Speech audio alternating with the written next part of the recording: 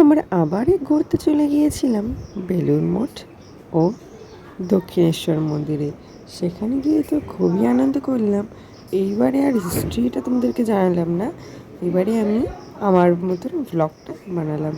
রাত্রেবেলা উঠে গিয়েছি, উঠে ট্রেনের জন্য তো চলে আসলাম টিকিট কাউন্টারে টিকিট কাটতে। তো সেখানে এসে দেখি আজকে তো অন্য দিনের মতন তো খালি ছিল না, অনেকটাই ভিড় ছিল। তারপরে দেখো আমরা স্টেশনে গিয়ে দাঁড়িয়েছিলাম।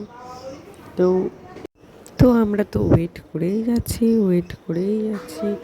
ওয়েট করতে করতে দেখবে কতটা ওয়েট হয়ে গেছিলো।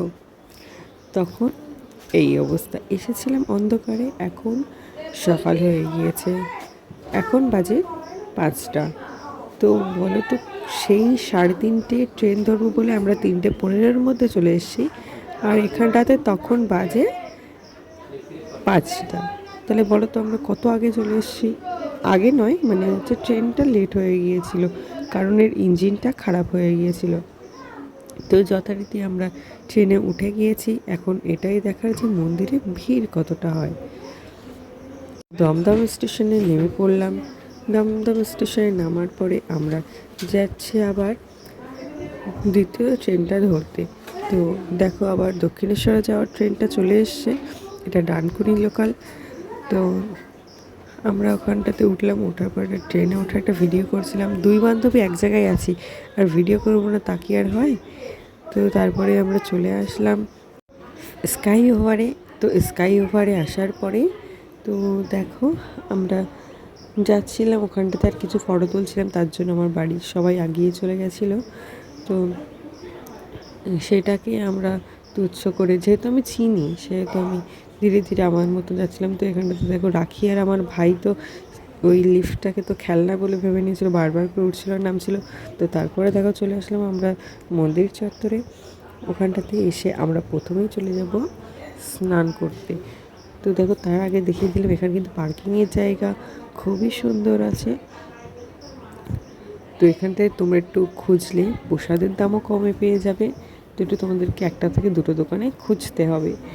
মানে আমি যা বলছি, যারা গরিব মানুষ, যারা এখানে আসবেন বলে ভাবছেন, তো এটা অল্প খরচের মধ্যে একটা সুন্দর জায়গা। তো তারপর আমরা চলে আসলাম নদীর ঘাটে। প্রথমে তো গঙ্গা মাকে প্রণাম জানাই, তারপরে আমার ভিডিওটা আবার কন্টিনিউ করি। তো এখানেতে আমরা ব্যাগটা রেখেছিলাম, রাখার পরে স্নান সেরে আমরা ড্রেস করে নিয়েছি। তো আমরা পরেছিলাম এবারে শাড়ি। তো গতবারে পরার ইচ্ছা ছিল, কিন্তু মা পরবে বলে আমি আর পরতে পারলাম না, কিন্তু এইবারে জেদ ধরেছিলাম পরবই শাড়ি। তো এখানে এসে একটা শাড়ি পরেছিলাম। তারপরে গিয়ে আমরা পুজোও দিয়ে এসেছি। ওখানে দাঁড়িয়ে থেকে থেকে তো অধৈর্য হয়ে যাচ্ছিলাম মায়ের জন্য।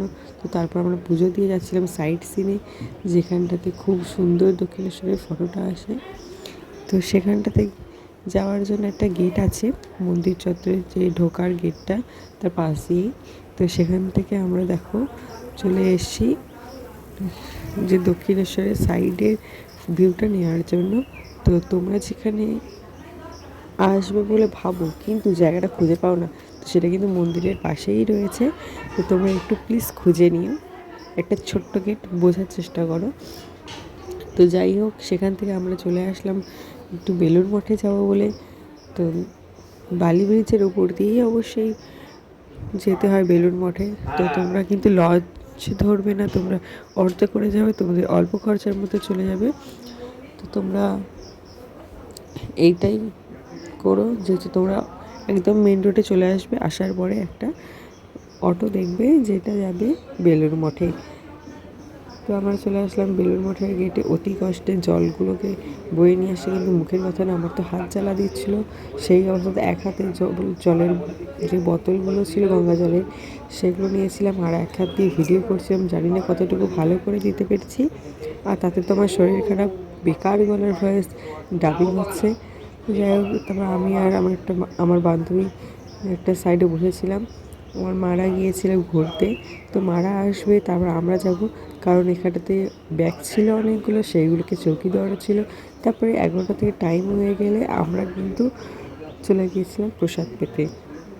তো ওখানটাতে তোমাদের কুপন সেন্টার থেকে কুপন সংগ্রহ করে নিও। গতবারে ভিডিওটা অনেকটা ডিটেলই দিয়েছিলাম, সেখানে এইবারে আর বেশি ডিটেলই দিলাম না।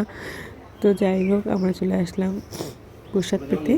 তো এখানটা আমার থালা, গ্লাসটা আর বসার টেবিলটা তো আমার তো খুবই ভালো লেগেছিলো। জাস্ট ইউনিক ধারণা। দেখো অনেকটা স্টোরেজ আছে, যখন ভিড় হয় সবার জন্য প্রসাদ যেন পাওয়ার জায়গাটা পায়, সবার জন্য প্রসাদ পাওয়ার জায়গাটা পায়, তার জন্য এত সুন্দর ব্যবস্থা করেছে।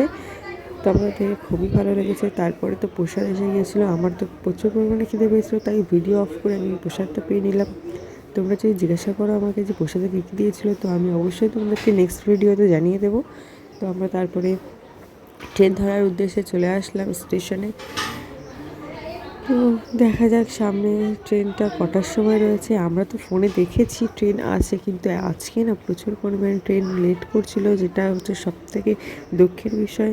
তো ভারী হাতে বয়ে বয়ে অটোতে উঠে আবার চলে আসলাম স্টেশনে। তার কাছে যেতে যেতে গঙ্গা নদী সহ যে দক্ষিণেশ্বরের মন্দির রয়েছে, তো সেই মন্দিরটাকে দর্শন করতে করতে যাচ্ছিলাম। তো এটা তোমরা ভিউ এনজয় করতে হলে বালি ব্রিজে অবশ্যই আসতে হবে এবং দক্ষিণেশ্বর মন্দিরটাকে দেখতে হবে কতটা সুন্দর লাগে। তো তারপরে তো আমরা ফ্লাইওভারে উঠেছিলাম। স্টেশনে আসবো বলে তো ফ্লাইওভারের গেটটা বন্ধ করে দিয়েছিলো, তাই আমাকে আবার নেমে আসতে হয়েছিলো। তো যাই হোক, কষ্ট করেও ট্রেনে স্টেশনে চলে এসেছিলাম। আসার পরে দেখো অনেক দেরিতে ট্রেনটা এসেছিলো, তো সেই ট্রেনে উঠেও পড়লাম, অতি কষ্ট হচ্ছিলো। তারপরে তো কষ্ট করে দমদম স্টেশনে চলে আসলাম। দমদম স্টেশনে আসার পরে আবার কিছুক্ষণের মধ্যেই আর কি ট্রেনটা চলে এসেছিলো। আমরা আসার পরে দেখি চাঁপাপুকুর স্টেশনে আসলাম, তখন দেখি বৃষ্টি হচ্ছে প্রচুর পরিমাণে। তো সেইটা ভেবে আমি অটোতে উঠে গেলাম। দেখো আমি এবার ভিডিওটা কাট করবো, বিকজ প্রচুর জোরে বৃষ্টি পড়ছিলো। আমি এবারে পর্দাটাকে টেনে দেবো। দেওয়ার পরে তো একটু বৃষ্টি কমলে আমি আবার ভিডিওটা কন্টিনিউ করলাম। করার পরে তো আমি বাড়ির সামনে চলে আসলাম। দেখো তখনও মেঘ একদম পুরো কালো হয়ে রয়েছে এবং উঠোনের অবস্থাটা দেখেই বুঝতে পারছো সারাদিনে কিছুগুলো কতটা আনন্দ পেয়েছে।